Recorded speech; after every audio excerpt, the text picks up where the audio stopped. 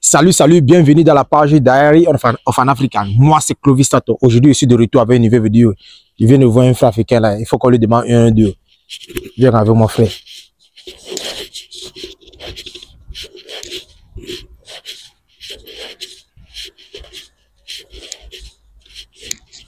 Salut, salut.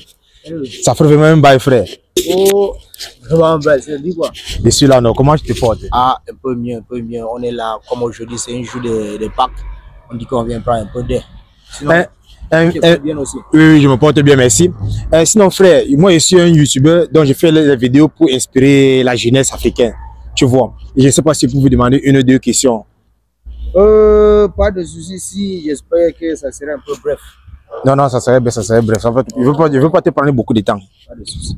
Un frère, pour combien de temps que vous êtes ici en Europe? Pratiquement, je crois, 9 à 10 ans que je suis en Europe. 9 à 10 ans, ouais. Et ces 9 à 10 ans, est-ce que vous avez déjà fait un pays hors d'Italie, un pays européen hors d'Italie? À mon arrivée en Italie, je crois que j'ai fait l'Allemagne. Parce que mon rêve, c'était pour aller en Allemagne. Et du coup, quand je suis arrivé là-bas, j'ai été embarqué, renvoyé en Italie. Donc, ce n'est que l'Allemagne que j'ai fait quelques jours là-bas et je suis rentré en Italie. Donc, vous avez fait quelques jours. Quand vous disiez que vous avez fait quelques jours en Allemagne, est-ce que vous avez pu regarder aussi comment fonctionnent les choses en Allemagne, ou est-ce que c'est que vous étiez arrivé et vous êtes juste resté dans un couloir et puis vous êtes retourné en Italie? Non, pratiquement, moi, je suis arrivé en Europe en tant qu'un immigrant. Donc, j'ai pris que la route. Donc, je suis un tilapia. Donc, qui veut dire que j'ai nagé pour arriver en Europe. Tu vois un peu? Ouais. Donc, mon rêve, c'était pour aller en Allemagne. Tu vois un peu? Oui. Donc, je suis arrivé, je suis allé en Allemagne. Ils m'ont arrêté là-bas. Ils m'ont renvoyé en Italie. Qui veut dire, j'ai fait 3 jours. Je ne connais même pas la vie d'Allemagne pour parler. Donc, on m'a renvoyé en Italie. Frère, vous savez dire que vous arrivez en Italie par la Méditerranée, n'est-ce pas? Et vous étiez un tilapia, comme vous avez. Je suis un tilapia, mon frère. Ok. Je suis curieux là. Comment était votre parcours pour l'Italie, de l'Afrique en Italie? Bah, je peux expliquer plus ou moins parce que c'est long, hein, c'est long. Si comment aujourd'hui, peut-être on va finir jusqu'à demain. J'étais au pays en 2016, tu vois un peu. Oui. Donc j'ai eu quelques 2 ou 3 problèmes, donc on laisse le côté là entre parenthèses. J'ai décidé de me déplacer, tu vois un peu. J'ai pris le Niger, Algérie. Mon rêve, c'était de passer à travers le Maroc. Ok. Tu vois un peu. Donc, je n'avais jamais imaginé que je devais prendre la mer.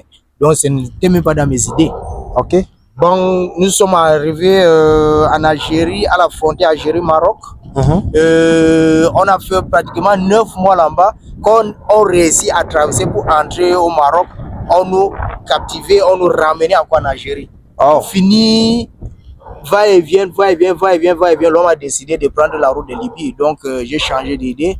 Je suis allé en Libye. J'ai fait 2 semaines en Libye. On nous a embarqués, on nous a mis dans le jack. On a traversé, nous sommes arrivés. Donc, c'était simple comme ça. Il n'y avait pas de. Bah, ce n'était pas simple comme toi tu penses. Ce n'était pas simple comme tu penses. Rien que le côté du Algérie-Maroc. Ok. Il y avait des endroits où nous on rampait. Parce que à la frontière Algérie-Maroc, côté algérien, oui, ils ont creusé un trou de 7 mètres. Ok.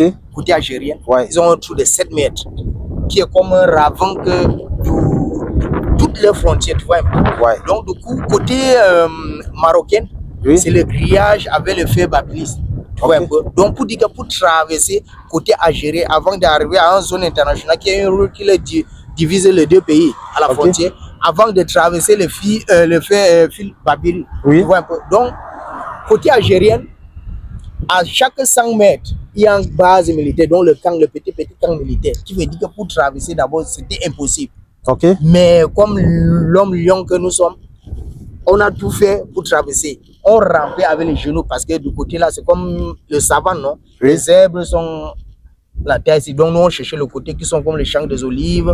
On se cachait dedans. On pouvait faire 2 jours, 3 jours, 2 semaines à la frontière en train de juger comment on va faire pour traverser. Donc il y avait des coins où on pouvait remplir au moins 3 km. Tu vois un peu? Oui. Pour esquiver les militaires. Parce que c'est 500 mètres. Donc on doit chercher le coin où on voit qu'il y a les zèbres, qu'on va ramper, tomber dans le trou. Ok. Avant même d'aller, on prépare nos cordes, qu'on va arriver, on va faire tomber tout le monde dans le trou, donc tout le monde entre dans le trou, et on porte une personne, on l'emmène dehors, qui est plus physique, non? Oui.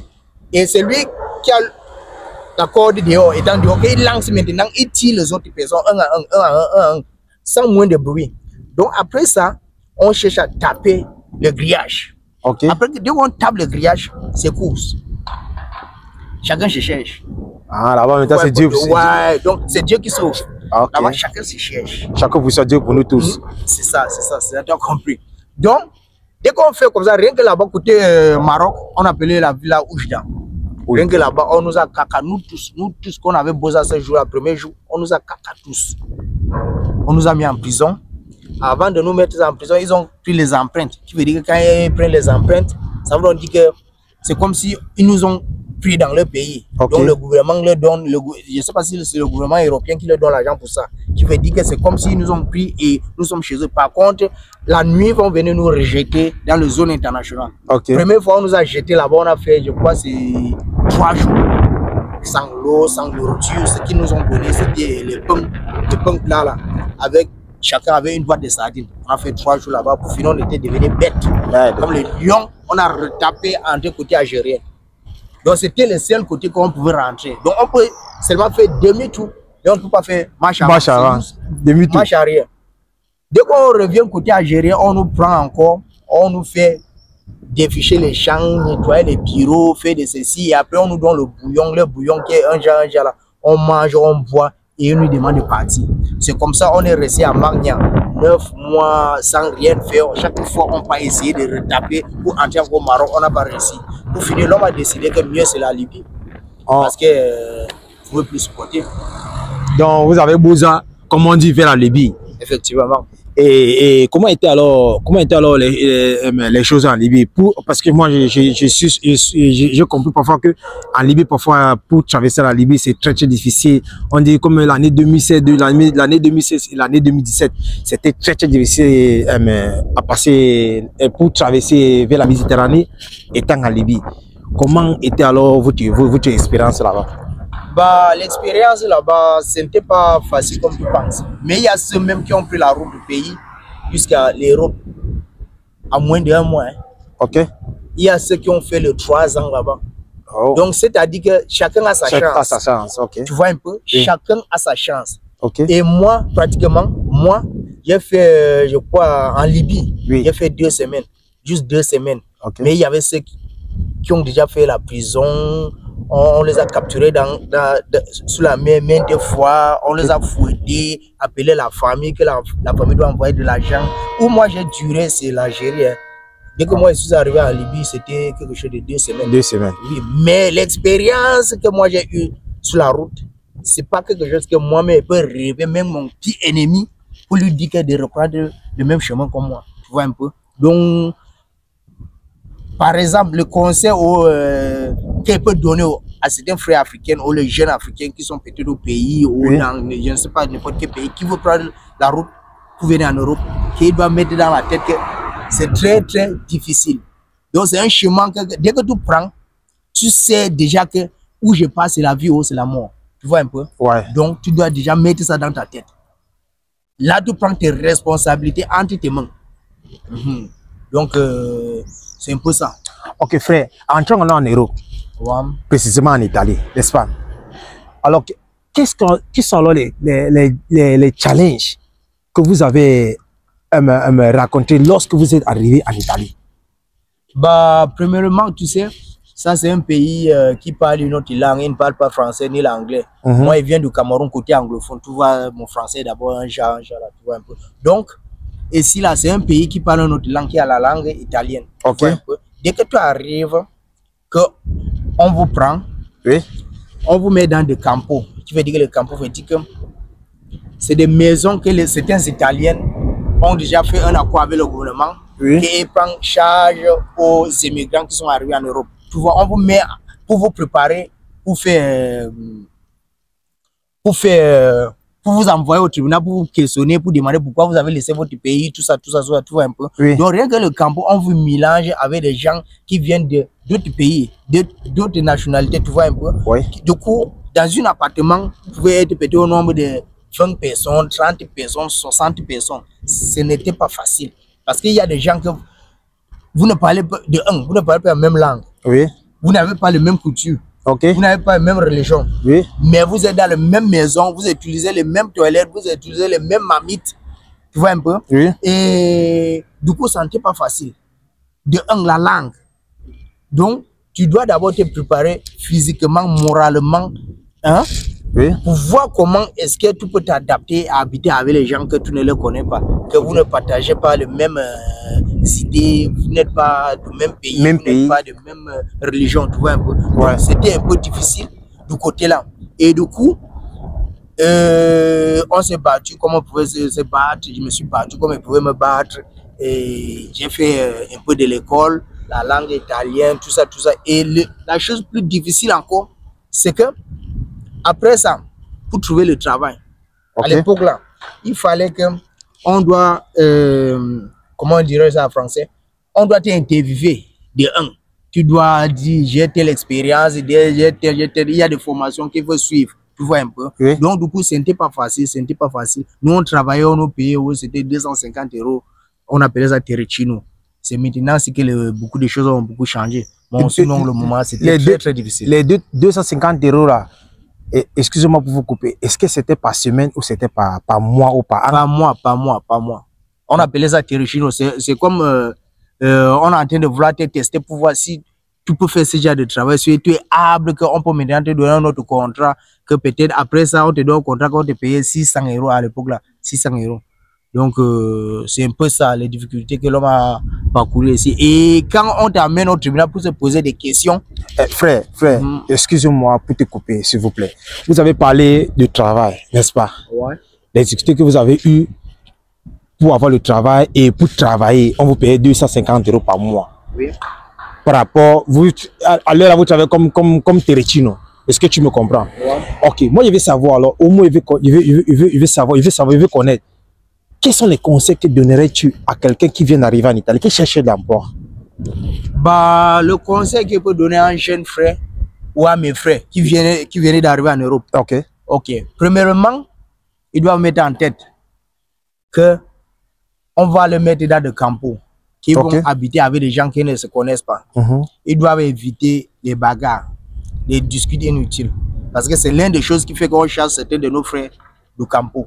Ouais, parce que quand on te charge déjà du campo, pour que toi-même tu commences à poursuivre tes affaires de documents toi-même, ça sera très très difficile. De un, tu ne comprends pas encore la langue, tu ne sais pas le port qu'il veut toquer, tu ne sais pas où il faut aller. Donc, première des choses, c'est d'éviter les bagarres inutiles dans des campos, les discussions inutiles dans des campos. Tu dois être posé, chercher d'aller à l'école, apprendre la langue. C'est la chose la plus importante. Et deuxièmement, tu cherches à suivre une formation. Parce que la majorité de nous qui sommes ici en Europe, on a raté nos vocations. Il y a ceux qui ont appris certains métiers, il y a ceux qui n'ont pas de métiers, d'autres faisaient des études et après ils ont abandonné tout ça pour plus ou moins pour venir ici pour chercher une vie meilleure, tu vois un peu.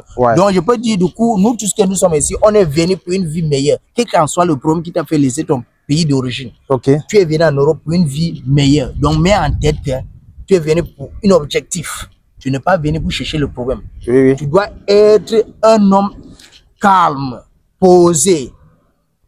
Cherche d'aller à l'école, apprendre la langue, faire certaines formations. Et après ça, les choses vont aller. Il y a des agences pour que tu déposes ton curriculum pour chercher le travail. Après tout ça, donc du coup, et il y a des anciennes qu'il faut côtoyer.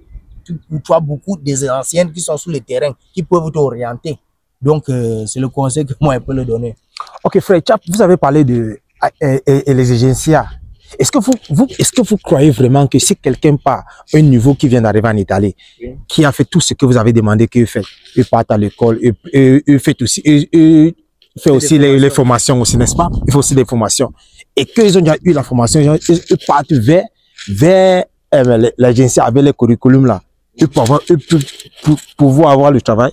Vers les Gensia? Effectivement, maintenant, beaucoup de choses ont changé. Tu sais, dans le début, là, ils croyaient que nous, les Africains, surtout nous, les Noirs, que peut-être nous sommes les animaux, peut-être au travail, on va venir bagarrer ou on va venir créer des problèmes, tu vois un peu. Donc, du coup, ils ont déjà vu que non, nous, c'est nous-mêmes qui poussons le travail.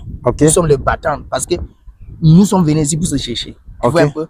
Par exemple, quelqu'un comme moi, j'ai laissé une petite famille au pays avant de venir ici en Europe. Donc, du coup, je n'aurais pas ce genre d'idée d'un paresseux pour dire que ceci, cela, cela. Je suis venu pour travailler. Tu vois un peu. Donc, du coup, ils ont déjà compris. Dans des agences maintenant, tu déposes ton curriculum, plus ou moins on va t'appeler. C'est à toi maintenant d'arriver sur le lieu de travail éprouvé. Ça veut dire que alors beaucoup de choses, les choses ont changé maintenant. Choses ont changé. Ok, frère. J'aimerais alors vous demander quelles sont les difficultés que vous avez rencontrées en tant qu'Africain travaillant avec les Italiens. Bah, premièrement, il y en a beaucoup, hein, il y en a beaucoup. Tu vois, même chez nous au pays, il y a toujours ces choses-là. Toi, tu viens d'ici, moi, je viens d'ici, toi, tel, c'est tel, c'est tel, c'est tel. Donc, tu peux déjà comprendre. De un, ici, là, et il se dit que, parce qu'il y a beaucoup de qui n'ont jamais travaillé avec le noir ou qui n'ont jamais vécu avec le noir. Donc, quand tu vois déjà, tant qu'un noir, il se dit que peut-être tu ne comprends pas quelque chose, que tu n'as rien dans la tête. Tu vois un peu. C'est maintenant, il faut à mesure que vous êtes ensemble, que je cherche à comprendre que non, celui-ci, non, c'est celui-ci qui pousse même le travail. Tu vois un peu. Que c'est celui-ci qui pousse le travail. Mais dans le début, il y aura beaucoup de difficultés. La langue va d'abord te déranger. Il y a des choses que tu ne comprends pas en italien. Parce que ce que nous parlons ici dans la rue, dès que tu arrives dans une société, il y a des paroles, il y a des mots, des noms des choses que tu ne connais pas. Que sur le lieu de travail que tu dois apprendre. Tu vois un peu. Mais il y aura toujours, ils vont t'insulter, porc putana, oh filo de putana, tout ça, tout ça, tout ça. Celui qui sait ce qu'il est venu pour chercher, ou il sait ce qu'il est en train de chercher, tu ne dois pas mettre ça dans ta tête. Tu vois un peu. Parce que ce sont tes collègues qui vont t'injurer comme ça. C'est pas le propriétaire de Hacienda ou le propriétaire de société même qui va venir te lancer le mot comme ça. C'est après ça que toi-même tu vas voir qu'après ça peut-être beaucoup de choses vont changer. Beaucoup de choses vont changer. Mais tes collègues mettent déjà dans la tête que tes collègues ils vont t'injurer des injures qui n'ont pas de sens, mais tu mets tout ça de côté, tu te focalises sur ton travail. Frère, j'aimerais qu'on rentre encore un peu en arrière. Explique-moi un peu, parle-moi un peu de l'Allemagne. Vous avez dit vous êtes sorti parce que l'Allemagne était votre pays de rêve, n'est-ce pas? Effectivement. Et vous êtes parti, vous avez fait 3 jours en Allemagne. Qu'est-ce qui sont les choses alors que quand tu es parti en Allemagne, tu as fait rentrer? Explique-nous un peu les choses.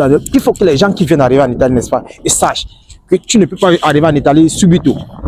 Tu pars une fois en Allemagne et puis tu commences à faire une vie là-bas. Qu'est-ce qui étaient les difficultés quand tu es sorti, que tu voulais partir en Allemagne, qui t'a vraiment freiné, qui t'a rapporté en Italie? Premièrement, tu sais, quand tu viens arriver ici en Italie, en Europe précisément, tu vois, il y a les gens qui te disent, oh, ici est mieux, ici est mieux, ici est mieux, ici est mieux, ici est mieux, tu vois un peu. Donc ça fait déjà que dans ta tête, tu es déjà préparé moralement que dès que j'ai entré, c'est ici qu'il n'y a pas. Je ne sais pas si tu comprends un peu. C'était ça que moi j'avais dans ma tête. Mais pour finir, j'ai compris que non, l'Italie est le pays le plus mieux pour moi. Tu vois, pour finir, c'est ce que j'ai compris. J'ai des amis qui sont partis en Allemagne et ils sont revenus encore en Italie pour venir chercher le document. Et pour celui qui vient d'arriver en Italie, je reviens encore sur ça. Celui qui vient d'arriver en Italie, il doit d'abord mettre en tête que pour trouver le document, c'est pas facile. Pour trouver le document, c'est pas facile. Tu dois être moralement préparé. Tu dois déjà mettre ça dans ta tête. Précisément, quelqu'un comme moi, les discours que j'ai donné, qui m'a fait laisser le pays, c'est un discours réel. Mais ils n'ont pas cru à ça. Première fois, ils m'ont donné négatif. Tu vois un peu. Donc, j'étais battu. À un moment, j'ai pensé à ma famille, j'ai pensé à ceci, j'ai pensé à mes choses que j'ai laissées au pays, tout ça, pour me retrouver ici. J'ai dit, merde, 9 ans, 8 ans, sans document, c'est quoi ça? J'ai fait marche arrière, ou j'ai fait marche avant, ou j'ai fait comment? Donc, c'est des choses que tu dois être prêt dans ta tête à raconter. Tu vois, il y a des petits qui viennent d'arriver, il peut dire une ou deux choses, on leur donne le document. Tu vois un peu. Mais tu ne dois pas regarder tout ça. Tu dois être préparé dans ta tête. Focalise-toi sur la langue, l'école et le travail. Parce que tu as une famille à nourrir. Après ça, dès que tu commences, et il y a un point. Dès que tu commences déjà à travailler, on va te chasser du campo. C'est la loi, la nouvelle loi qu'on vient de mettre en place maintenant. Dès que tu commences déjà à travailler, on te chasse du campo.